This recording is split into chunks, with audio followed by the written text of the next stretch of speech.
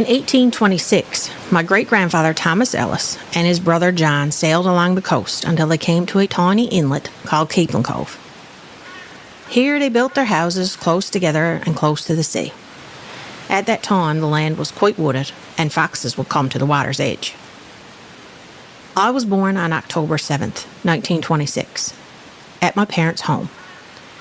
Grandma Ellis, then 74, came in and delivered me before the nurse arrived. Grandma Ellis delivered hundreds of babies, including twins, and didn't lose one. Our house was the last in the cove. Beyond our backyard was forest. To get down harbour, we had to go through narrow lanes, across the beach, across a bridge, up Keltpath Hill, across a very rocky shortcut where we knew exactly where to tread, without the aid of full moon or flashlight. Then down Forge Hill, and we were in the middle of the harbour. The northern lights, the moon especially when it was full, the stars and the Milky Way are all part of special memories. They were easier to see without street lights. We often looked for the evening star, the North Star, the Big Dipper, and the Little Dipper. A fair-sized brook ran through the cove, and at a certain spot just before it entered the sea, it was just right for wading and swimming. We would swim in the fresh water, then walk under a bridge, long gone, then swim in the salt water, and when we went back to the fresh, it felt ever so warm. The boys would be on one side of the swimming hole, the girls on the other side, with hollows among the rocks providing changing rooms. A lot of the boys wouldn't have trunks. They would put one hand in a certain spot and quickly jump into the water. Needless to say, we never told our mothers. After our swim, we would go for a row in the Rodney. Then we would go up on the head and pick some blackberries. Other boys and girls would be there too, and we would look for birds' nests. But often by the time the swim was over, the adults were busy with the fish and hay, and we were expected to help them. Everybody worked hard. They knew nothing about a day off.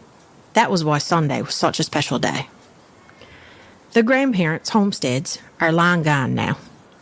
There are fewer people there, but now they have electricity, paved roads, water and sewer, street lights, telephones, and almost everyone has a car or a pickup truck.